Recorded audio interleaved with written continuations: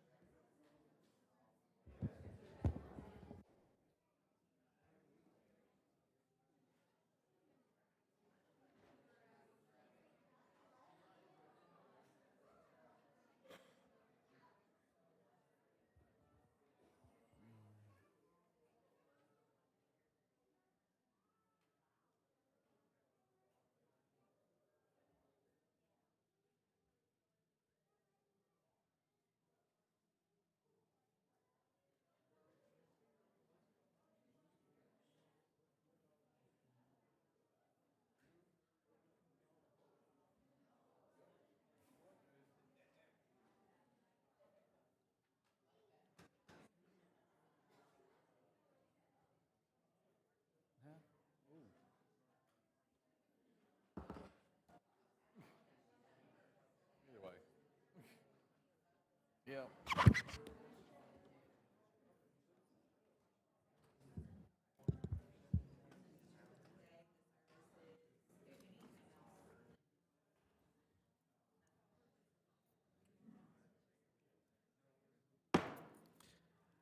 I now that call this regularly scheduled board meeting to order.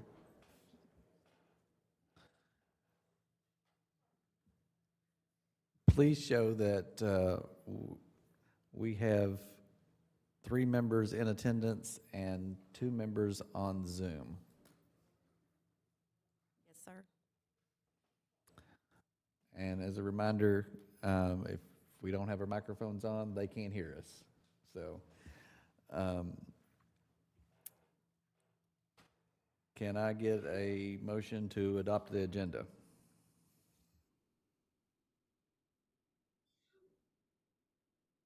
The first and second, can I get a roll call, please? Yes, sir. Jason Collins. Yes. Scott Brown. Steve Carmichael. Sonny Ventress. Yes. James Sargent.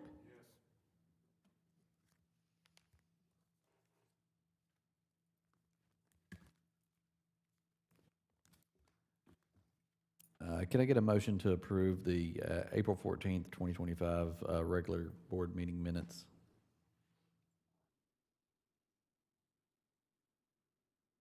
For the first and second, can I get a roll call vote, please? Yes, sir. Jason Collins. Yes. Scott Brown. Steve Carmichael. Sonny Ventress. Yes. James Sargent. Financial report. Good evening. Overall, for the month of April, our revenue increased by 11.3%. The increase is due in part to an increase in property tax of approximately $410,000, motor vehicle and utility taxes $44,000, interest on our investments of $54,000, and an increase in SEEK of approximately $643,000 over the prior year, or 6.4%. Expenditures for salary and benefits are down 1.8% from the prior year. As I previously told you, that's due in large part to funding positions out of grants that we were previously funding out of the general fund, and a decrease in retirement costs for classified employees. Non-salary expenditures are down 5.9%. As I said last meeting, the bus costs that we had last year versus this year are about $600,000 less. If you remove that $600,000 anomaly, we're actually up about $350,000 in non-salary expenditures. That is all I have for this evening. Can I get a motion to approve the financial report?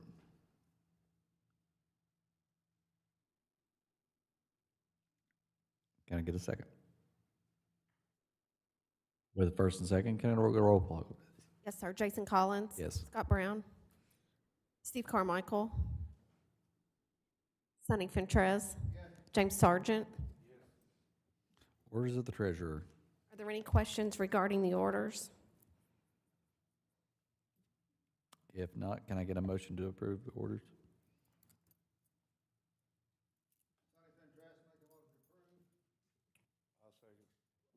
With the first and second, can I get a roll call, please? Yes, sir. Jason Collins. Yes. Scott Brown. Steve Carmichael. Sonny Ventress. Yes. James Sargent. Yes. Superintendent's report. Thank you. I'd like to welcome everyone. Thank you for being here. It's great to see so many students and parents and community members here. We've had a great month. The ending of the school year is always bittersweet. There's a lot of things going on across the district and all the schools. So parents and students, please make sure that you pay attention to all the communications that come home, whether it be via text, whether it be the one calls and all the things, because we've got their graduation, we've got award ceremonies, we've got field day, we've got field trips, we're still finishing up assessment, and so there's just a lot going on. So please make sure that you pay attention to all of that communication from your student's school.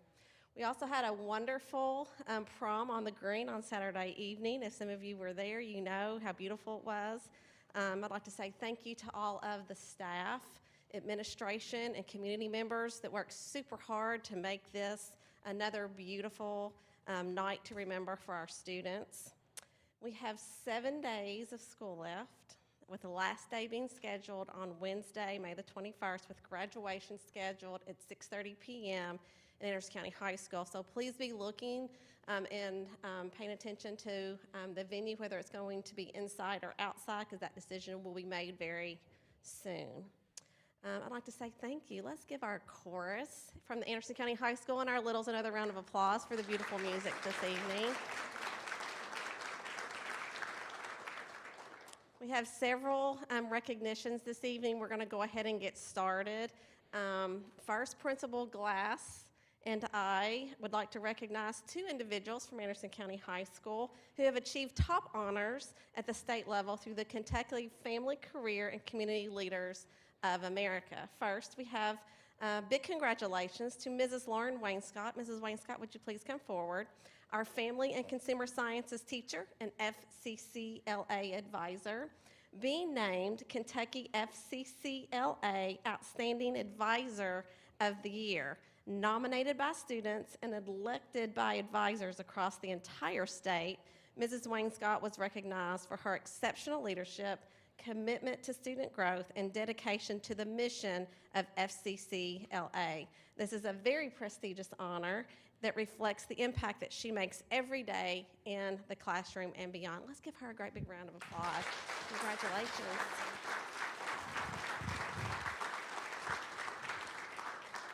We also celebrate a very special student, Miss Ella Hughes, a remarkable student at Anderson County High School who has been elected to serve as the Kentucky FCCLA Vice President of Public Relations for the upcoming year.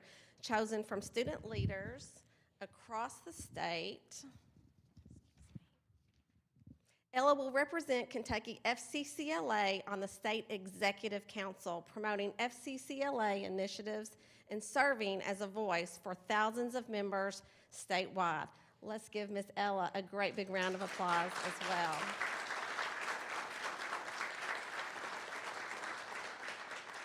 They've worked hard. What would you like to say about the program? Because I know that there's 1,000 things that you could probably say about the program and your students and how hard you all have worked this year. Yes, as Sheila attested, it's a very rigorous process to run as a state officer for FCCLA, and Ella has put in the work, and we're so proud of her. She came to me as a freshman, and probably within the first week of class, I said, "You're going to be my state officer," and we held true to it. It's been a process in the works for a long time, so I'm just grateful for all the support that we have, the support in our school, the support from the district and the community, that I couldn't do these things with my students if we didn't have. So, thank you.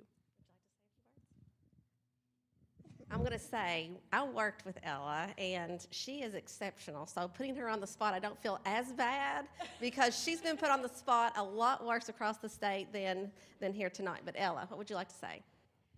I am very thankful for this opportunity to represent Anderson County and Region 15. This process has definitely been a very big thing emotionally and mentally, but I am very proud of my advisor for her award too, and I just cannot wait to represent Kentucky FCCLA and Anderson County in this upcoming year. Let's give both of them a great big round of applause.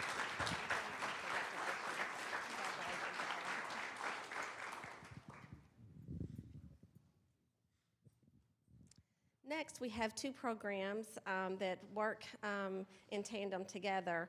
The Jobs for America Graduates Kentucky Specialist Teacher and I, Mrs. Natalie Frazier, are very proud to recognize the work and accomplishments of our first-year JAG program and students. Ms. Frazier, would you please come forward?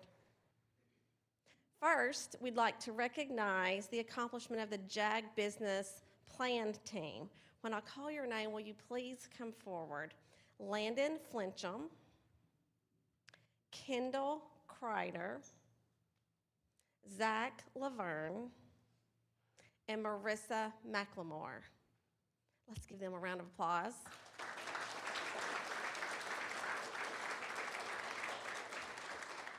They won first place in JAG Kentucky Regional Career and Development Conference, as well as first place at state. which is quite an accomplishment. This is their first year, and they won first place at region and state. They also did an amazing job representing Anderson County at the National Career Development Conference in Indianapolis recently as well. Let's give them another great big round of applause.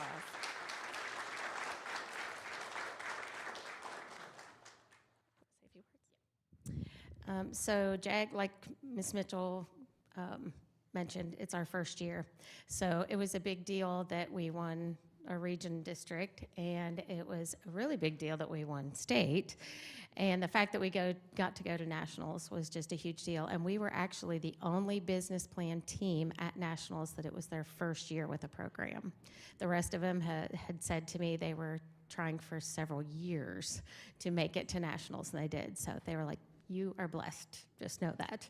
And I have been very blessed. Marissa couldn't be here tonight, she's not feeling well, but these 4 kids have changed my life for sure, and I have learned a lot of lessons from them, even after 27 years of being in this education world.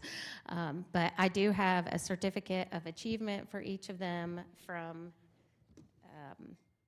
nationals. So Kendall, Landon, and Zach.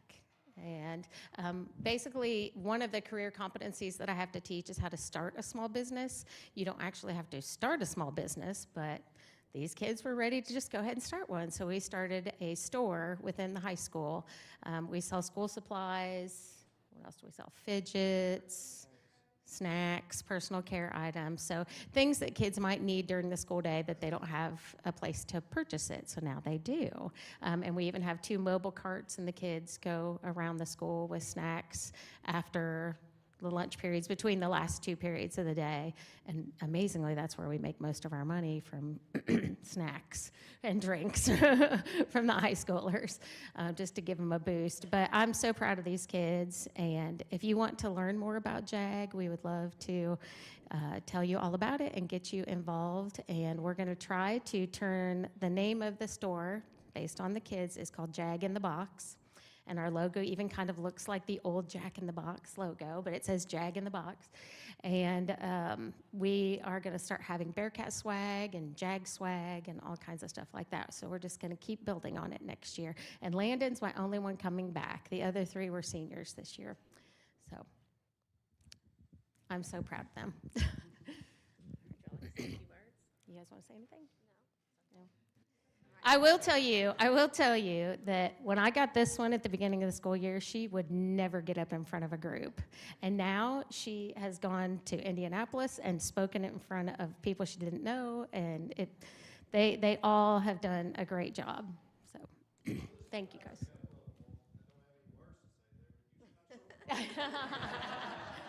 These 2 on the end. Yeah, he's not wrong. So, all right, thanks, guys. Another great big round of applause. Congratulations.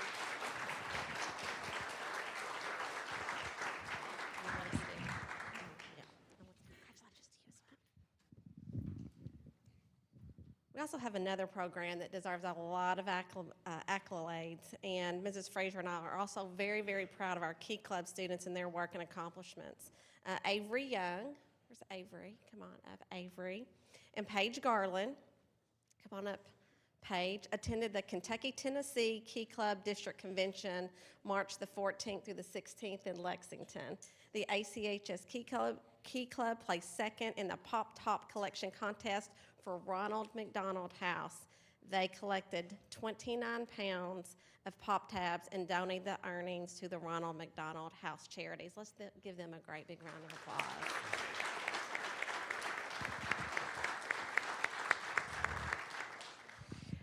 Yeah, this was our first year going to the Kentucky-Tennessee District Convention, and the girls were awesome. I think they had a good time. They met students from all over, because even though it's Kentucky-Tennessee, there's also Georgia, West Virginia. Was that it? Okay. But they had a great time, and they both actually entered individual competitions, and Avery placed second in the speech contest. And I would put her on the spot and make her say something, but I didn't warn her ahead of time. But we had a great time. If you guys want to help us, start collecting your pop tabs at home and send them to the high school. Should I tell them the funny part? Okay, so when they were announcing who was, third place, second place, first place, they said, third place was, do you guys remember what third place was? Yeah, it was like 25 pounds, third place. Then they said second place was another school with 43 pounds. And I was like, what? What about us? And then they said Anderson County with 291 pounds. And I was like, what? And so I just told Paige, I was like, go get the trophy. We'll fix it afterwards. And so the team that had won second at that moment came to me later and were like, hey, I bowed down to you, like 291 pounds. And I said, well, we're going to get it fixed because it was really 29. So we switched trophies with them. But Key Club is a servant leadership group. And if you ever need volunteers, the JAG kids and the Key Club kids are the ones to call because they love doing community service. So, and I'm so proud of these two girls putting themselves out there when they didn't have to. Thank you. And let's say congratulations to Avery as well.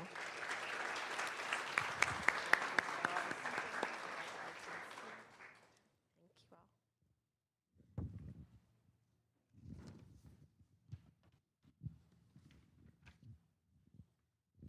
Next, we have our Anderson County High School STLP program. If you all would please come forward.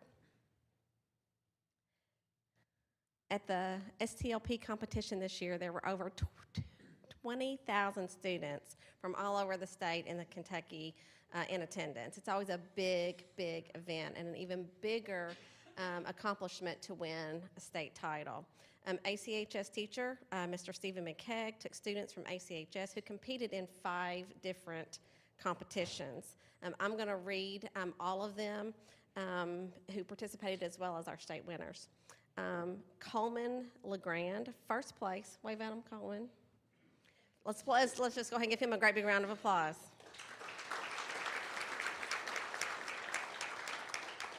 This was the first ever KCY Cyber Challenge. Coleman competed by himself, even though this was a team event. He finished first place, topping the other teams single-handedly. In this event, participants were required to use particularly query language to search through various types of logs, such as email logs, to follow clues to gather information in order to figure out who is responsible for the illegal cyber activity outlined in the given scenario. Doesn't that sound like fun? That's pretty amazing. Let's give him a great big round of applause.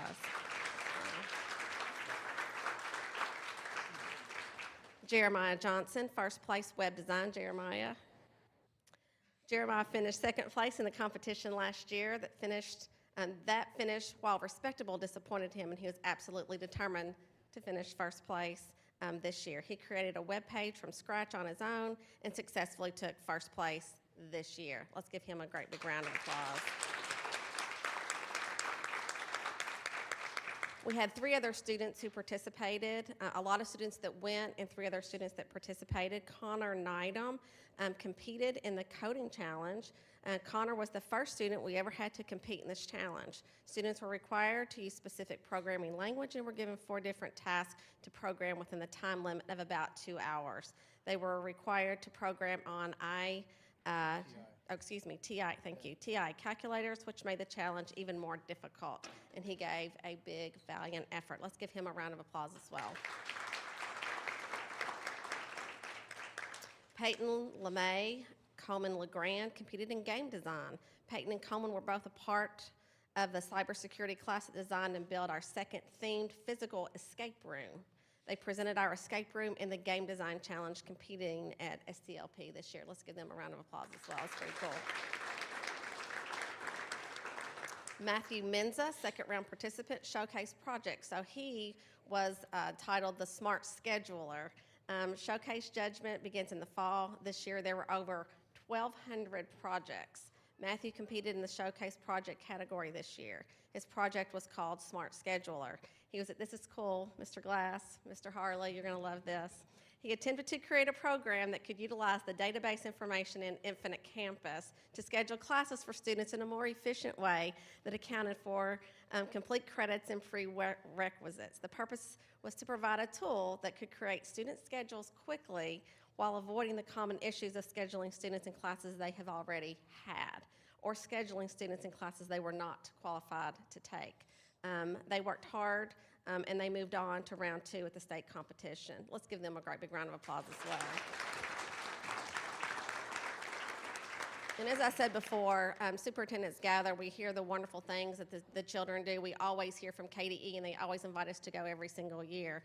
And last year we had state winners. This year we have state winners, so it really does speak to the quality program provided at our Anderson County High School by Mr. McKagan. We're so very proud of all of our students. And Nathan as well was a participant, I believe, Nathan Binge. And we just have such good kids that want to participate, so highly, highly intelligent. And as you see, state winners again this year. Let's give them another great big round of applause.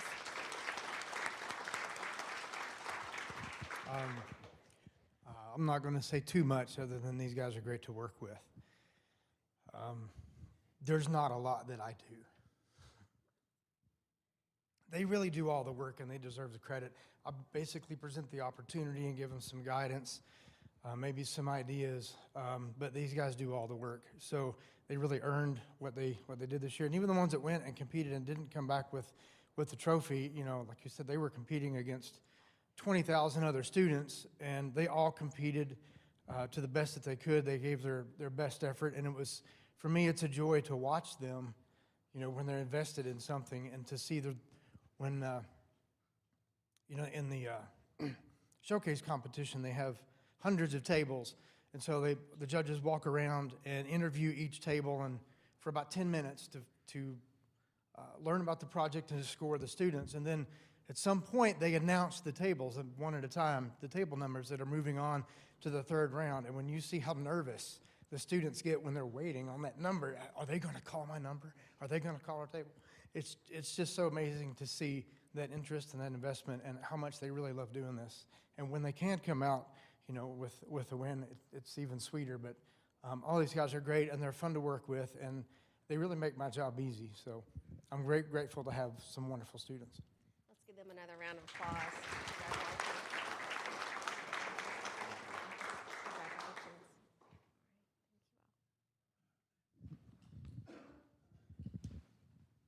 Last but absolutely not least, Anderson County High School art teacher, Mrs. Angie Champion, and I are so excited to recognize the exceptional work of our AP photography student, Brady Hawkins. Would you all please come forward? Let's give them a round of applause, and I'll tell you why in just a second.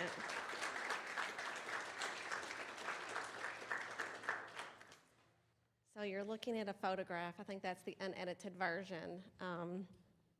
But Brady Hawkins is the winner of the 6th District Congressional Art Competition Photography Award.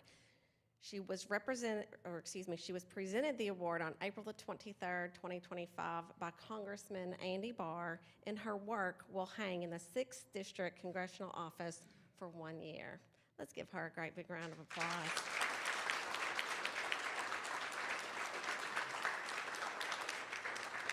And as you see, her work is absolutely beautiful, so beautiful that we've asked her to shoot our photography for our event, our ceremony coming up on Thursday evening, and she's is going to do that for us. So we're so proud of you, and wow, what a beautiful photograph that you have produced.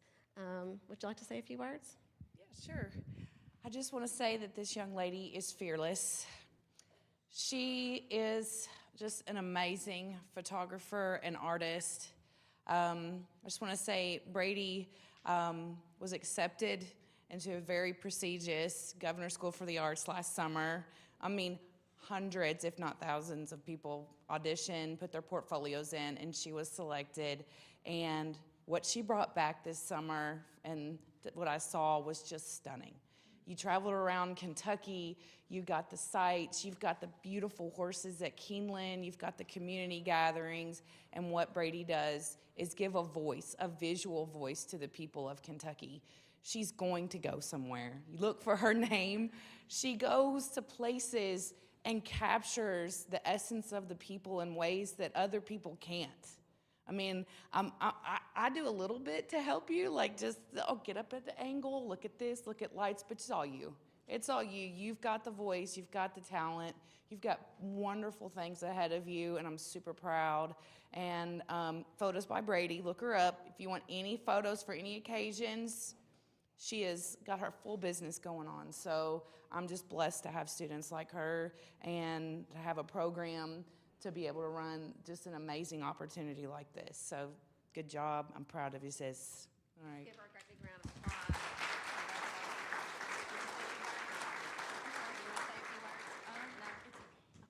applause. Chairman, that's all I have this evening. Thank you. Thank you. Next up is comments from visitors, but we did not have anyone sign up. So I'll wait just a little minute and let everybody clear out.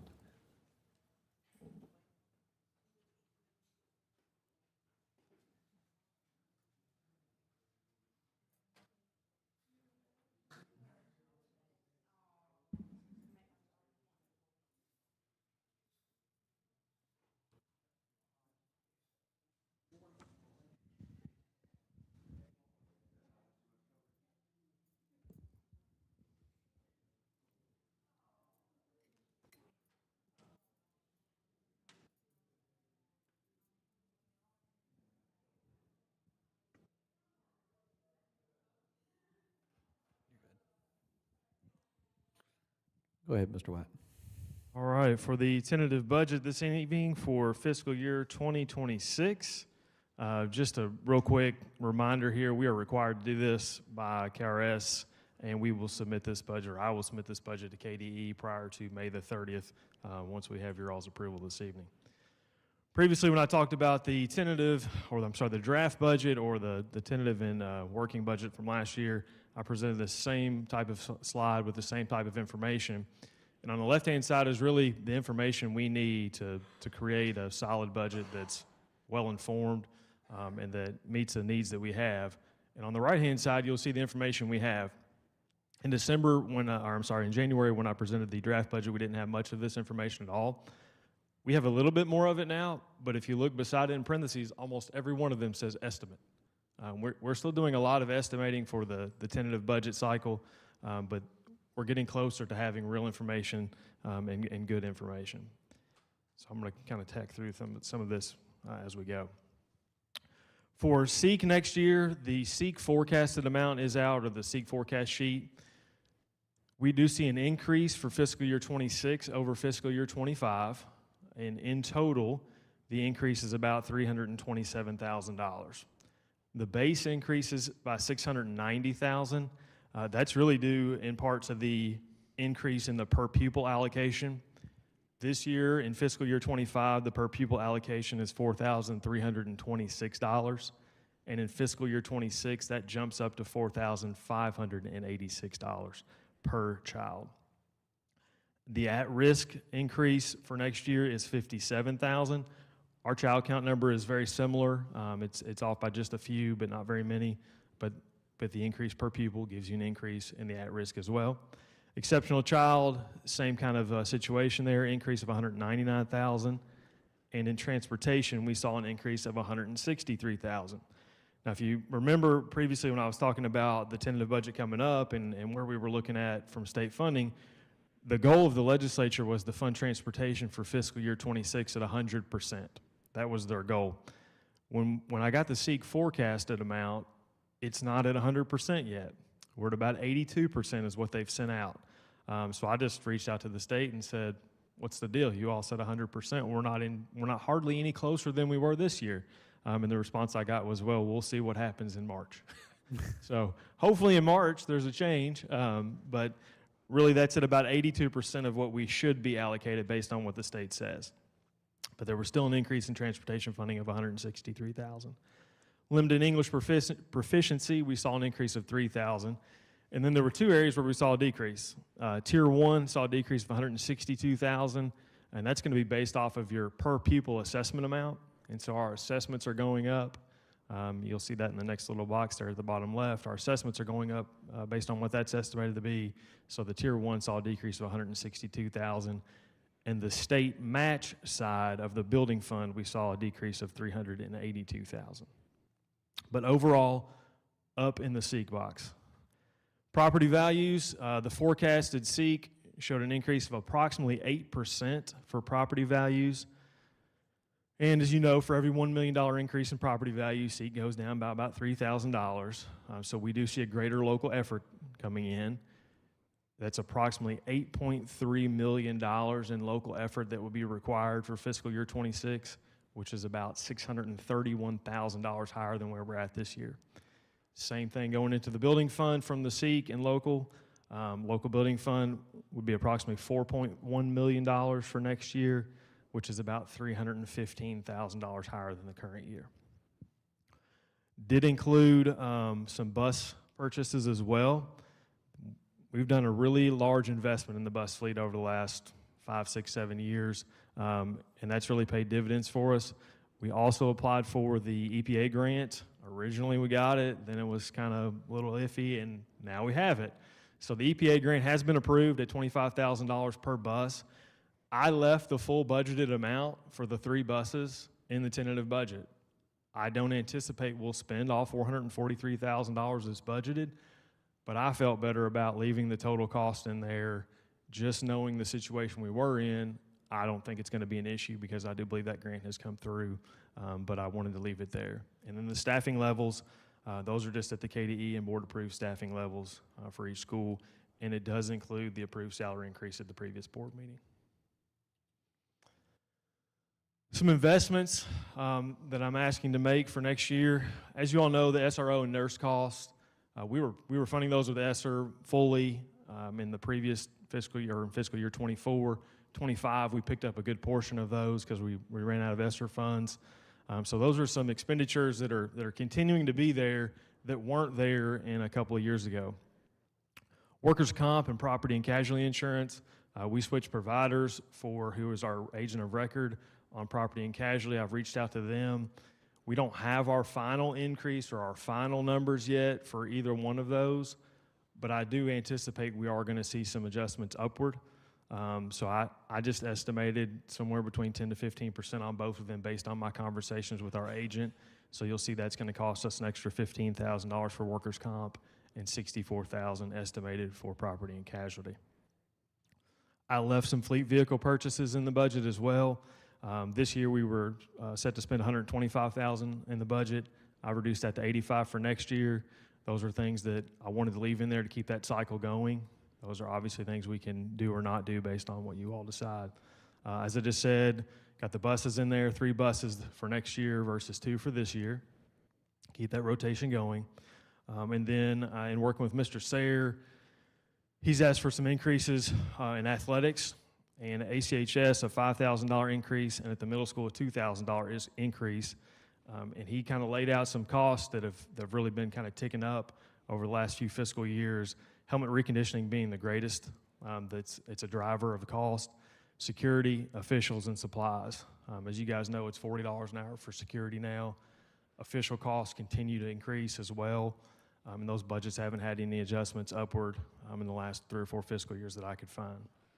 And then I also included, as he had brought to you all a few board meetings ago, I believe, the possibility of doing some field maintenance on the softball and or baseball fields. So I included some dollars in a couple of lines to be able to do that if we so choose. Some savings that we'll have for next year, the CERS retirement contribution rate is going to decrease. It's at 19.62 this year, I believe, 19.62%, and it's going to 18.54, I believe. So that's going to go down. That'll save us about $50,000. That alone will. Mr. Jury got us switched over on some phone line costs, so that's going to continue to be savings for us. The per gallon cost of diesel fuel over the last couple of years has stayed down. So from 23 to 25, we spent $100,000 less in diesel fuel. The SRO reimbursements, that's coming in. We have spent almost all of that money already. in those reimbursements. So that's $20,000 per campus that wasn't anticipated that's been coming in. Fleet vehicles, as I just said, $40,000 less. And then we had a meeting with the Healthy Kids folks last week before last, and they brought us some really good news. Right now, we're on a 50-50 split in cost with the nurses. Next year, they're going to be able to do 60-40. So they'll pay 60, we pay 40. I anticipate that will save us somewhere in the neighborhood of $25,000 to $30,000. So that was a really nice piece of information to get from them. In terms of contingency, fiscal year 22, we ended at approximately 10%, 23 at approximately 5, 24 at about 8. This year we're budgeted at about 4.59, and then next year I have budgeted tentative budget for fiscal year 26 at 4.22%. We are using some capital outlay funds and building fund transfers to help kind of bolster our costs that are out there, and you guys have seen those as I've asked for capital funds requests this year. I would anticipate doing that next year as well. And then whatever tax rate you all decide to set in September, October of next year could obviously increase or maintain or whatever may be needed for the contingency fund. Questions so far? So kind of laying it out here, next year our revenues are projected to increase approximately $1.7 million over fiscal year 25 budgeted amounts with additional local and state revenues plus an increase in our starting balance. So that should be good. I think we're going to start quite a bit higher than we started this year, which is a positive thing. And then you can see kind of going down through there, I left property taxes at a very, very conservative increase, really. It's only a couple $100,000. And you can see I pretty much left motor vehicle and utility taxes flat for the tentative budget. The SEEK amounts there, the revenue from state sources, that's right off of the SEEK sheet. So that's where that's coming from. On behalf is just what it is. It's an in and out. We don't really get to keep that money or do anything with it. And then the interfunds I just talked about, bringing money in from the capital outlay and building funds, kind of going through those. Expenses on the general fund side, personnel expenditures increased by 6.1%. That's based off the salary schedule you approved last meeting. That's about $1.3 million. And then operations expenditures increased by about 2.9% or $390,000. So any additional revenue, there's where it went, right there. It went to your salaries and to your increased operating expenses. And the drivers of that will be school buses and insurance, really. I mean, that's really where we're seeing the cost, and insurance is the big one. The Special Revenue Fund, Fund 2, I've only done slight changes on that thus far.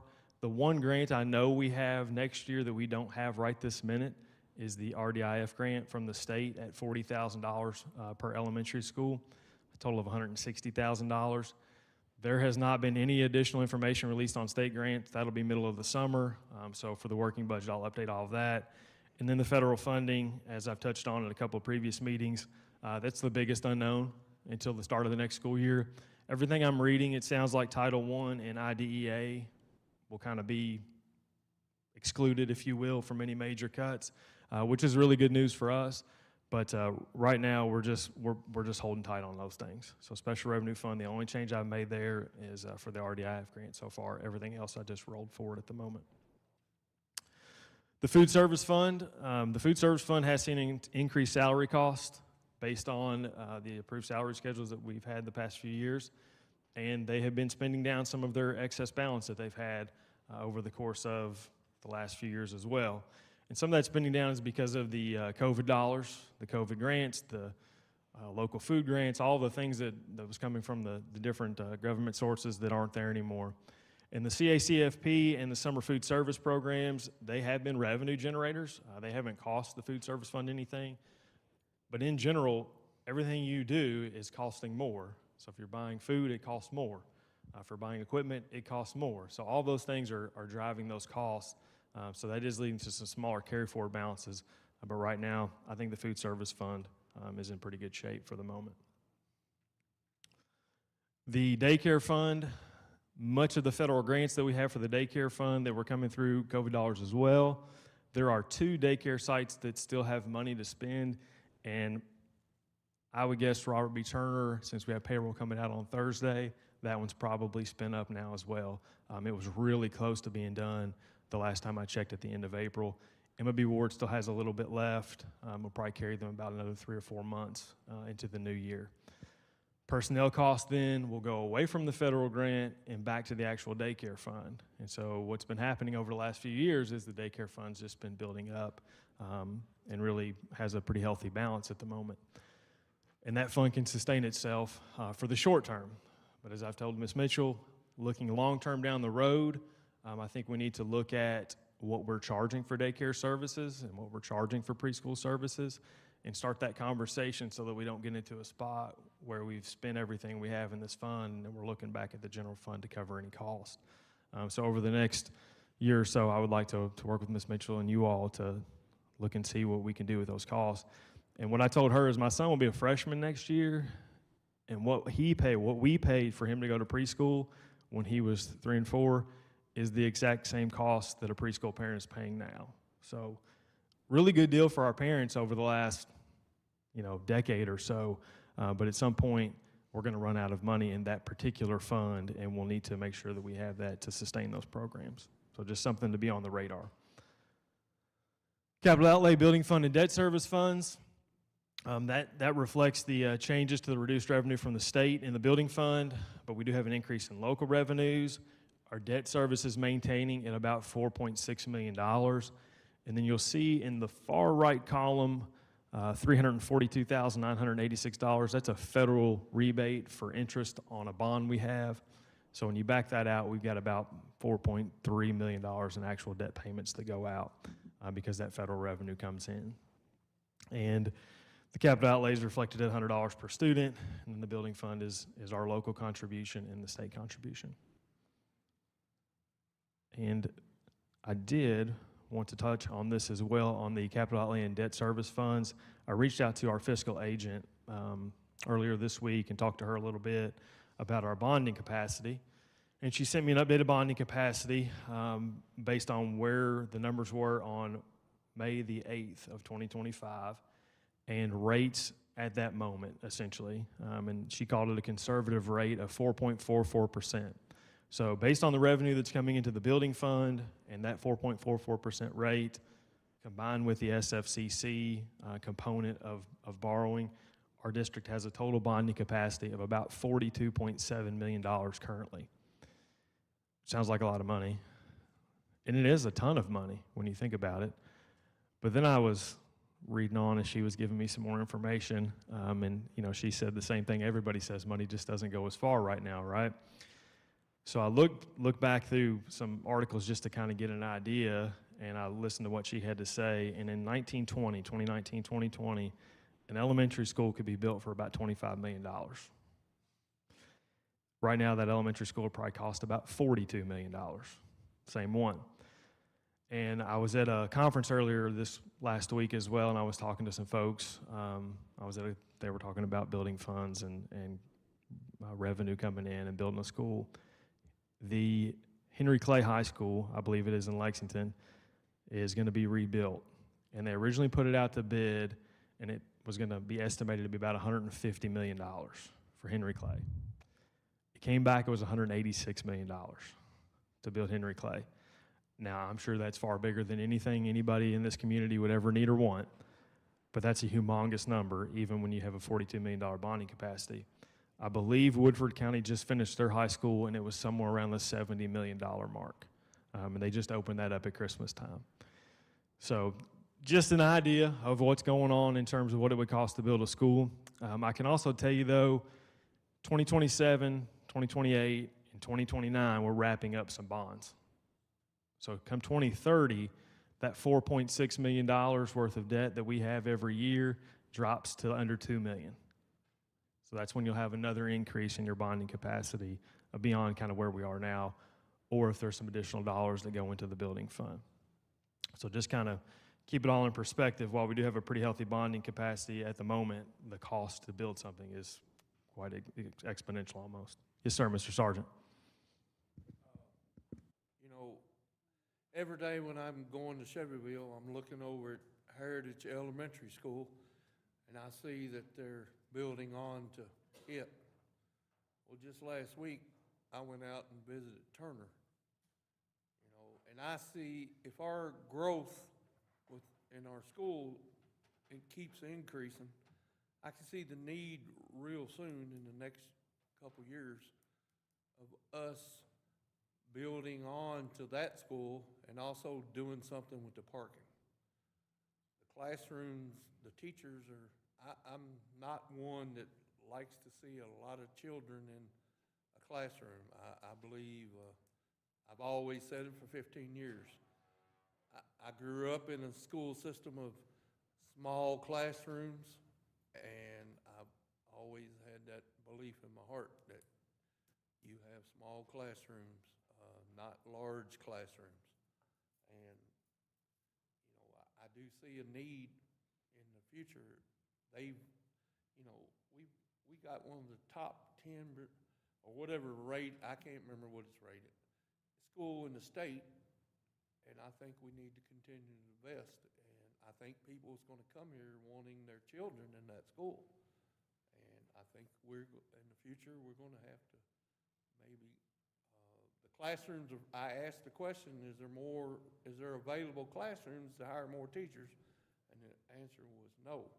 So I could see the need that we're going to have to expand and build on to that. And I also see the need, there's no parking. I had to circle around twice to find a parking place. And there's going to have to be some improvement on the parking, in the future, I do believe. I'm glad you brought that up in terms of the parking. I was talking to Mr. Drury earlier today, and we've done a lot of investment in transportation vehicles, that kind of thing this year, and some other capital funds requests. And what I told him was we got to either go from the roof to the pavement at this point is kind of where we're somewhere in between. Need to do some projects there. If you've driven on basically any campus we have blacktop needs in some way, shape, or form, and we do have some roof needs as well throughout the district that will need to be addressed. So that's why I've been kind of pushing some of these things that we were going to do next fiscal year, that I wanted to do next fiscal year, into this fiscal year in terms of fleet maintenance, because that's going to free up some funds in the building fund.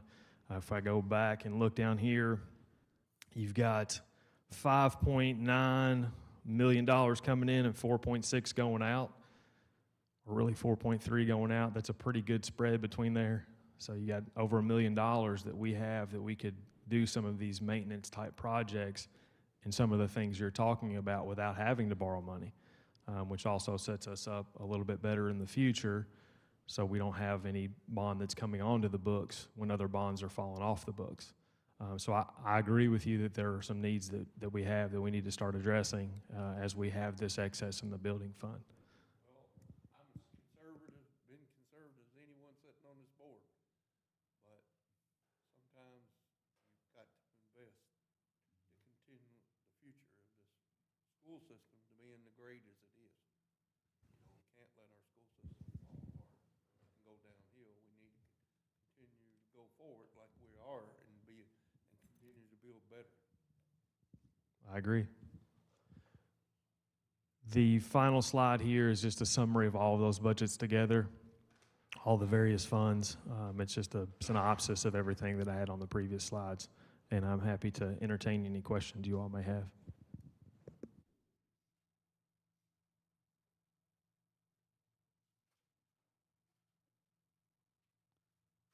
We're going to have to get more bigger monitors if we keep it. I'm sorry. That's right. It's a very small spread, very small print on a very large spreadsheet for one screen. That's why I tried to break it out in the previous ones.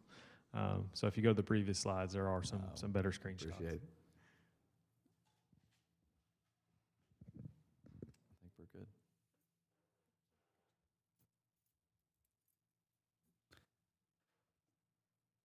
Can I get a motion to accept the tentative budget for 25-26?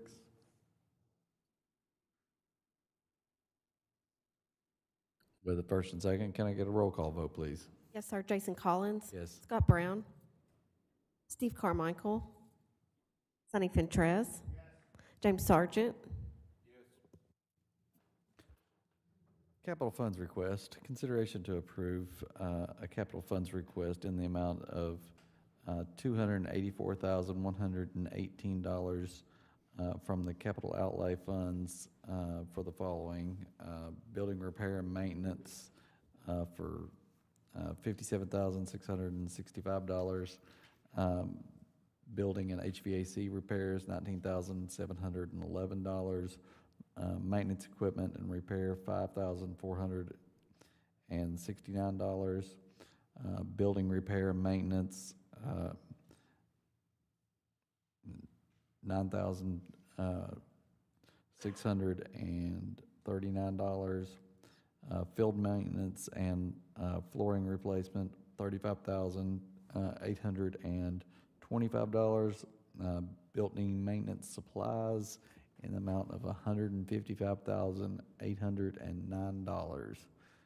Again, for a total of $284,118 in capital outlay funds. Can I get a motion to approve?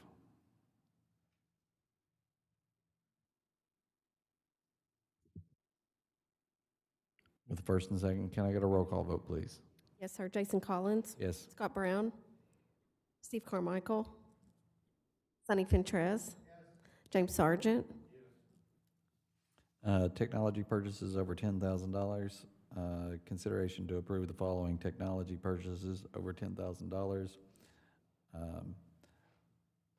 KEV software renewal for $10,918.73 for a period of June 1st, 2025 through May 31st, 2026. Gallup renewal, 3-year renewal at $6,500 each year, renewing on April 15th. Agreement would expire April 14th of 2028. Parent Square Engage, this will replace our current system to meet Senate Bill 181 requirements. 3 quotes were obtained. Parent Square Engage, $16,425, which is $15,300 annually for 3 years, with one-time onboarding fee of $1,125. Remind at $22,136. That's $20,660 annually for 3 years, with a one-time onboarding fee of $1,500. Apogee at $19,100, and that's $17,100 annually for 5 years, with one-time onboarding fee of $2,000. Frontline renewal, $8,934.67. Absent management renewal only, with a recommended alternative. Moving to Frontline from Power School will put everything in the one database for HR, including absent management. Frontline will lock in an upcharge of 5.4 or 5.5% for these. We are currently locked in at 5% on absence management for the next 2 years. He's trying to get approval to merge both contracts and extend the absence management contract, but it will not change the price. Are there any questions around any of number 3, which is Parent Square Engage and/or the recommended alternative? I just want to commend Mr. White, Mr. Jury, as well as Mr. Murphy. They've worked very hard for several months trying to make the best recommendation for the state up-and-coming HR component. And Mr. Jury has worked 2 years in a row now to really find a strong recommendation that will meet Senate Bill 181. any questions that we can answer regarding any of these items. I make a motion approved.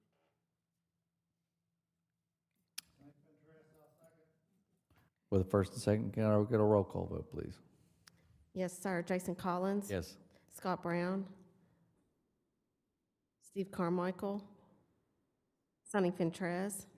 James Sargent? Purchases over $10,000. Consideration to approve the following purchases over $10,000. Capital funds request will be utilized for these purchases. A Chevy 2500 with plow maintenance, or with plow maintenance truck not to exceed $65,000. Capital funds would be used, and a Chevy 1500 crew cab for transportation director use not to exceed $43,000. Capital funds would be used. And 6 Tomcat Rival 20-inch stand-up rider floor scrubbers, one for each school, $9,949 per scrubber, for a total of $59,694. These would be capital funds, would be used for that. Only got one comment. You know, you can tell, whoever is buying these trucks, you can tell them that a board member said it. You know, that's not a very good price on those trucks, because I just bought a brand new truck in December, and I know what I gave for mine. So you can tell them that I'm not too. What I was saying, Scott, is that, to me, that's not a very good price on those trucks for us being a non-profit school system. You know, I just bought a new truck in December, and I know what I paid for my truck. And, you know, I would ask them, you know, I'm not gonna vote against it, but I know that they give rebates and stuff, and I just want to make sure that we're getting our rebates and things that we're entitled to as a nonprofit organization. I used to sell schools equipment, and you have to, when you sold equipment to a school, you had to apply with the company, and the company gave you back so much money for selling it at a cheap price. And so, you know, I just want to remind that to me, that's not a very cheap price.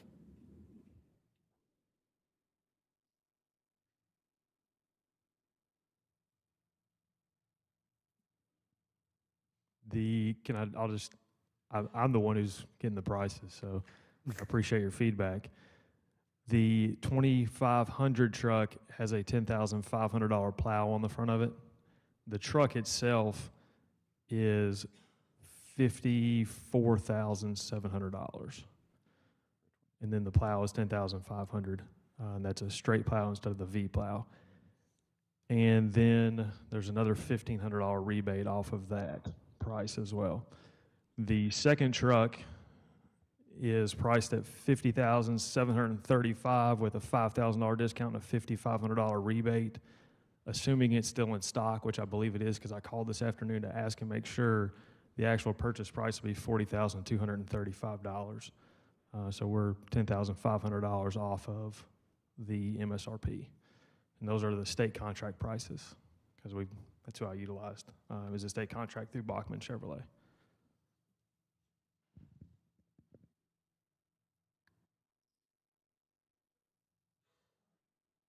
With a first and second, can I get a roll call vote, please? Yes, sir. Jason Collins? Yes. Scott Brown? Steve Carmichael? Sonny Fintrez? James Sargent? Yes. National School Lunch, National School Breakfast, Community Eligibility Program available for the 2025-2026 school year. Ronnie Fields, Director.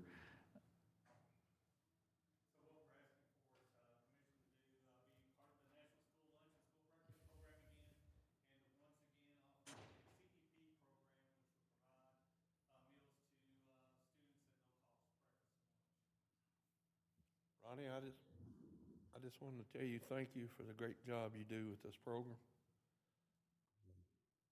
I greatly appreciate you, what you do, and I make a motion to approve. With a first and second, can I get a roll call vote, please? Yes, sir. Jason Collins, Yes. Scott Brown, Steve Carmichael, Sonny Fintrez, James Sargent, Yes. Paper bid. Consideration to approve the purchase of paper for the 2024, 2025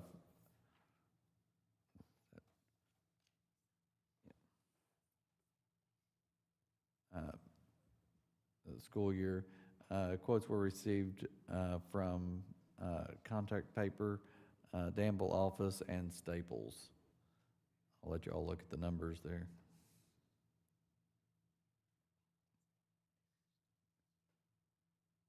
And it should be 25, 26, not 24, 25.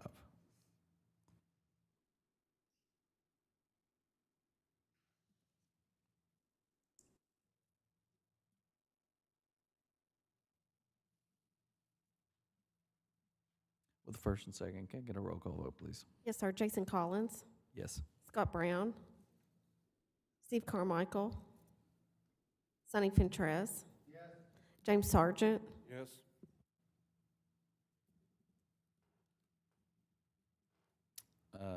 Florox bid. Terry Jury, Director of Maintenance, requests the purchase of floor wax slash cleaner to be purchased from Staples with an estimated cost of $12,093.05.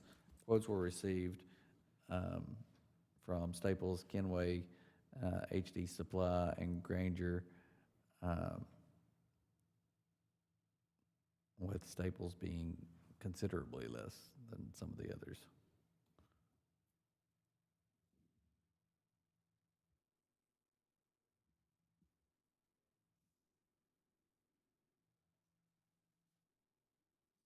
With the first and second, can I get a roll call vote, please? yes, sir. Jason Collins, Yes.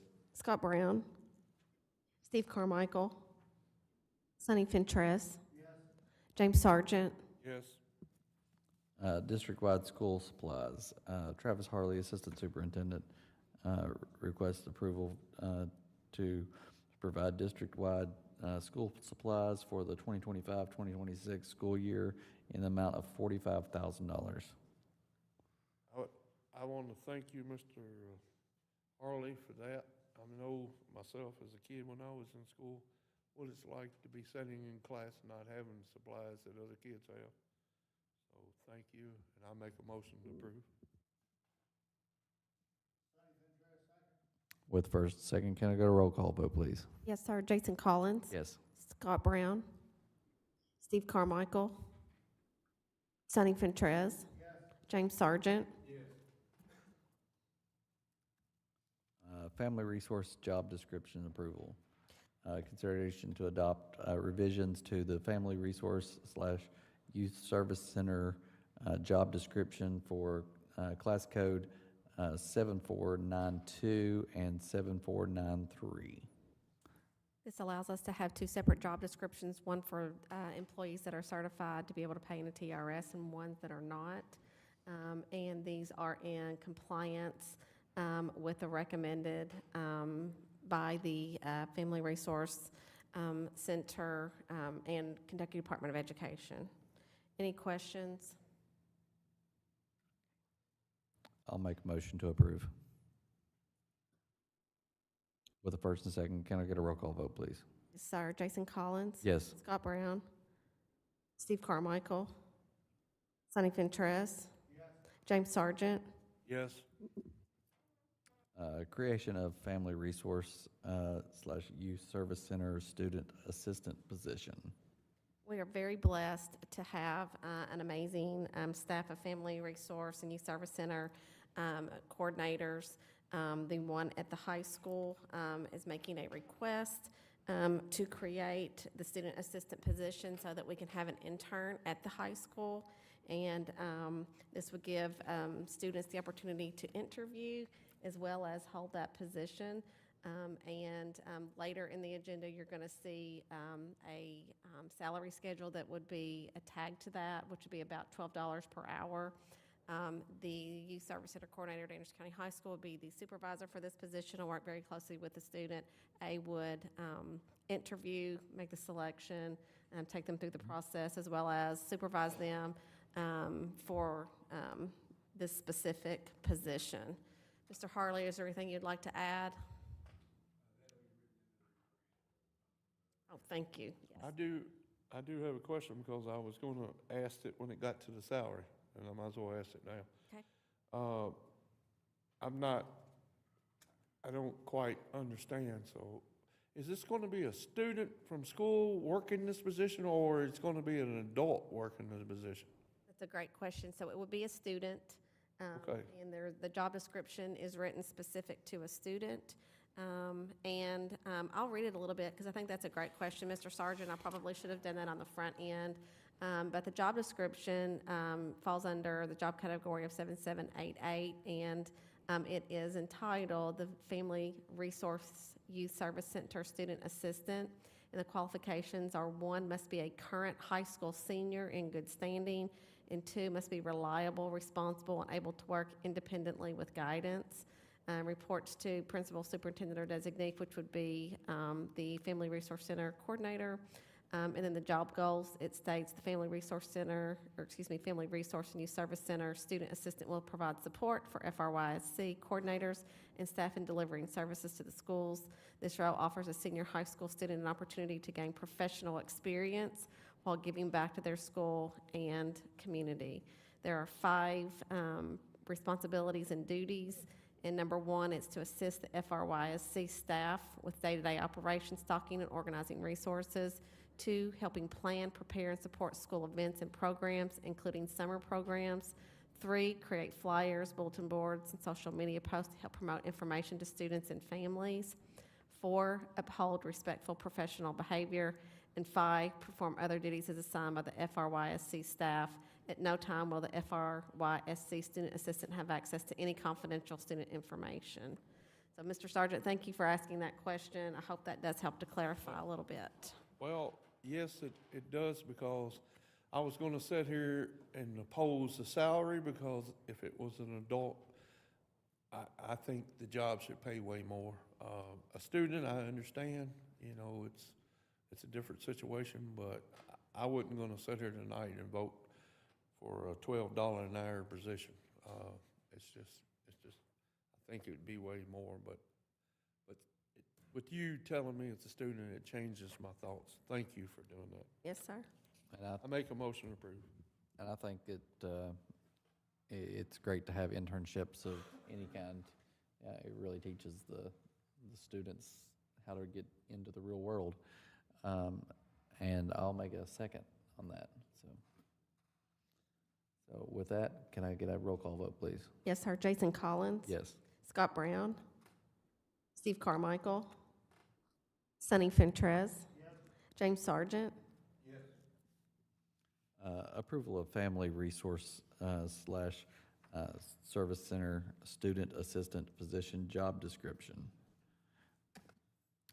So this is the job description that I just read. The first item was the creation of the position. This one is the approval of the job description. Are there any questions around the job description? I make a motion to approve. Thank you. Thank you. With the first, second, and almost a third. Can I get a roll call vote, please? Yes, sir. Jason Collins. Yes. Scott Brown. Steve Carmichael. Sonny Fentrez. James Sargent. Salary for Family Resource Youth Center Student Assistant. Again, So it will be grade 1, $12 per hour as needed, as stated on the approved salary schedule. Any questions? is that grade 1 or grade 0? There's a, 0 on here, it looks. Oh, it's a grade 1, 0 experience. okay. It's grade 1, it was 0 experience. Okay. Thank you for that clarification.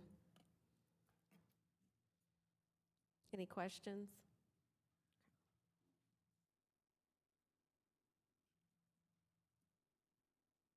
With the first and second, can I get a roll call vote, please? Sir Jason Collins. Yes. Scott Brown. Steve Carmichael. Sonny Fentrez. James Sargent. Fundraising approvals, consideration to approve the following fundraisers at Emma B. Ward. There's graduation pictures on May 16th, 2025.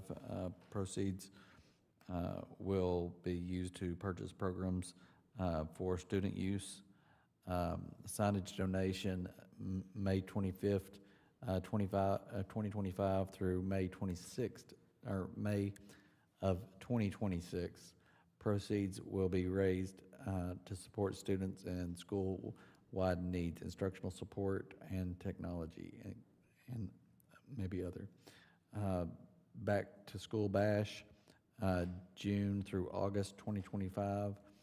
Proceeds will be raised for school-wide use, instructional supports and technology, etc. Can I get a motion to approve?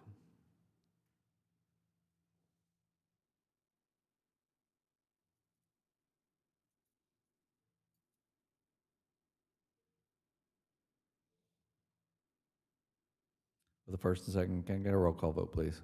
Yes, sir. Jason Collins. Yes. Scott Brown. Steve Carmichael.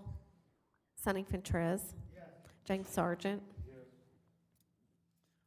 Finance officer bond approval, consideration to renew the finance officer bond for Josh White, CFO, in the amount of $595.53 for the period of July 1st, 2025 through June 30th of 2026.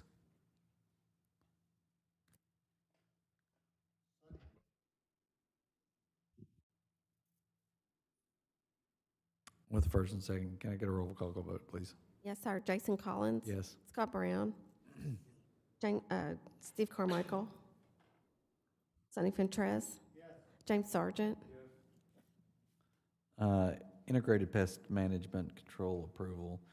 Consideration to approve the renewal of pest control services with Okalana Pest Control in the amount of $9,227, which is the same price as last year. Original approval was June 4th, 2024, with an additional 3 one-year renewal extensions.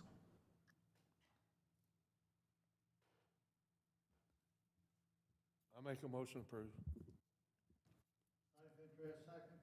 With the first and second, can I get a roll call vote, please? Yes, sir. Jason Collins. Yes. Scott Brown. Steve Carmichael. Sonny Fentrez. James Sargent.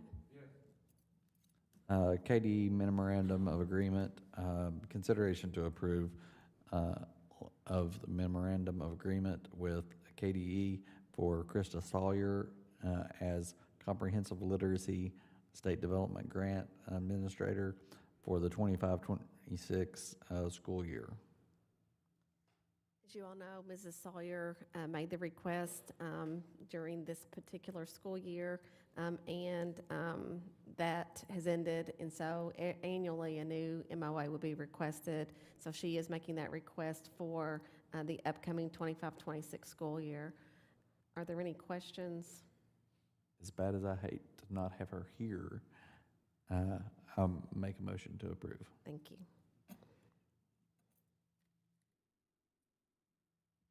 With the first and second, can I get a roll call, please? Yes. Jason Collins. Yes. Scott Brown. Steve Carmichael. Sonny Fentrez. James Sargent. Donations over $1,000. Consideration to approve the following donations over $1,000. $1,000 from local ASAP board to ACE for summer tennis camp. $1,000 from local ASAP board to ACE for summer volleyball camp. $2,000 for local from local ASAP board to ACE for prevention education activities and supplies.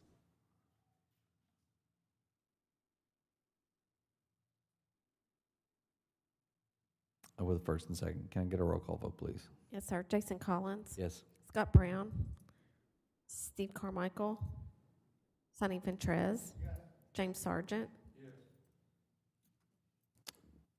Educational leave approval. Consideration to approve an educational leave for Jen Clark, Emma B. Ward teacher for the 25-26 school year. I make a motion to approve. With a first and second, can I get a roll call vote, please? Jason Collins. Yes. Scott Brown. Steve Carmichael. Sonny Ventrez. James Sargent. Shortened school day request. Beth Morgan Cook requests a consideration for approval for a shortened school day. A shortened school day and/or week is being requested. The request is based upon the recommendation of the individual administration and the ARC release committee from the student-based on data from the current individual education program and physician. The ARC will continue to address the possibility of the plan for the student to return to full day. I make a motion to approve. With first and second, can I get a roll call, please? Jason Collins. Yes. Scott Brown. Steve Carmichael. Sonny Ventrez. James Sargent. Physical therapist contract for the 25-26 school year. Consideration to increase physical therapist contract from 114 days per year to 130 days per year to increase in school needs for educational school-based therapy. Any questions regarding this request? I'll make a motion to approve. Thank you. Thank you. With a first and second, can I get a roll call vote, please? Yes, sir. Jason Collins. Yes. Scott Brown. Steve Carmichael. Sonny Ventrez. James Sargent. Field trips. Consideration to approve the following field trips for Anderson County High School. We have one for the bass fishing team, softball, Anderson County FFA,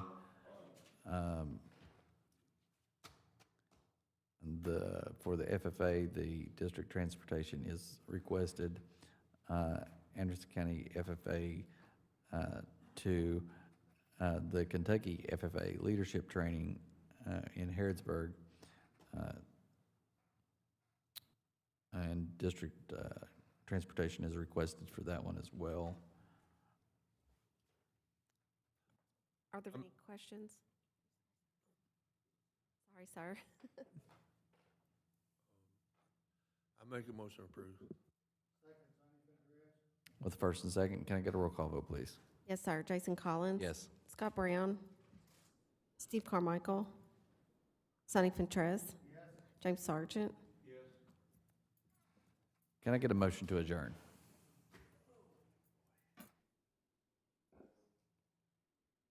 With the first and second, can I get a roll call vote, please? Yes, sir. Jason Collins. Yes. Scott Brown. Steve Carmichael. Sonny Ventrez. James Sargent. We are adjourned.